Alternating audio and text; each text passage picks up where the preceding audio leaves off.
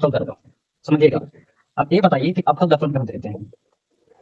अवतल दर्पण, समझिएगा, एक एक करके हम समझा देंगे और एग्जाम्पल भी देगा।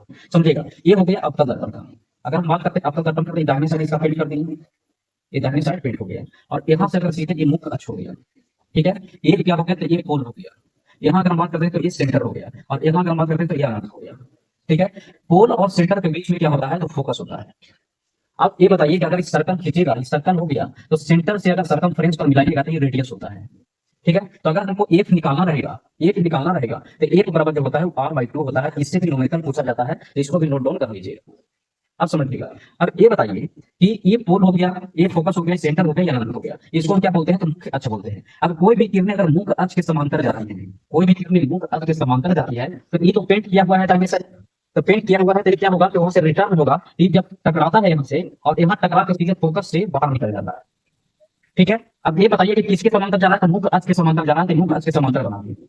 अब कोई भी किरणें यहाँ से अगर हम करेंगे तो ये भी किरणें जो जा रहा है यहाँ से टकराएगा और सीधे फोकस से टकराते हुए बाहर निकल जाएगा, तो ये भी है तो मुख्य अक्ष के समांतर जाता है। तो प्रश्न ये बनता है कि अगर कोई भी किरणें को अवतल दर्पण में मुख्य अक्ष के समांतर हम ले जाते हैं, तो जब वो प्रवर्तक सतह से टकराता है या दर्पण से टकराता है, तो कहाँ एक जगह जाकर मिलता है या कहाँ एक जगह एकत्रित होता है, तो एकत्रित जो होता है वो फोकस पर होता है। अब इसका एग्जाम्पल हम समझाते हैं। टॉर्च देखे होंगे, टॉर्च, टॉर्च देखे होंगे। टॉर्च में देखिएगा कि अगर हम बात करते हैं कि टॉर्च में, तो टॉर्च जब हम मारते हैं तो सारा एक जगह एकत्रित करके हमको फ्लश देता है, लाइट देता है।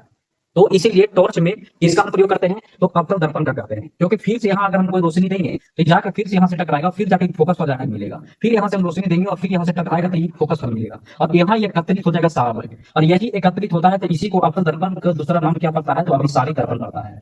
अभिसारी दर्पण कहते हैं, अभिसारी दर्पण कहते हैं। क्यों? क्योंकि सारा प्रकाश एक जगह आगे फोकस पर एकत्रित हो जाता है, इसीलिए इसको हम प्रयोग करते हैं। टॉर्च में भी करते हैं, डॉक्टर वगैरह जो क्या होता है, डॉक्टर वगैरह जो चिकित्सालय में भी प्रयोग करता है, दांत वगैरह देखने में टॉर्च के माध्यम से। तो ये डॉक्टर वगैरह प्रश्न सीधे बनता है कि डॉक्टर वगैरह जो प्रयोग करता है वो कौन सा दर्पण यूज करता है, तो अवतल दर्पण। टॉर्च में कौन सा दर्पण यूज होता है, तो अवतल दर्पण होता है, क्योंकि सारा प्रकाश को एक जगह एकत्रित कर देता है, और एकत्रित करना ही अभिसारी दर्पण का होता है।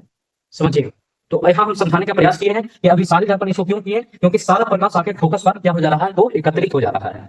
ठीक है, और इसीलिए इसको हम किस में प्रयोग करते हैं, तो टॉर्च में प्रयोग करते हैं। अब प्रश्न सबसे ज्यादा दर्पण में अगर बनेगा तो अवतल दर्पण से ही प्रश्न बनता है। ये जो अवतल दर्पण है, ये वास्तविक प्रतिबिंब भी बनाता है, काल्पनिक प्रतिबिंब भी बनाता है, बड़ा प्रतिबिंब भी बनाता है, छोटा भी बनाता है, बराबर भी बनाता है, मतलब ऑलराउंडर का काम करता है। तो प्रश्न सीधा ये बनता है कि सारा प्रकाश को एक जगह एकत्रित करना ही क्या कहलाता है, तो अभिसारी दर्पण कह लीजिए या अवतल दर्पण कर लीजिए, इसलिए इसको हम टॉर्च में उपयोग करते हैं।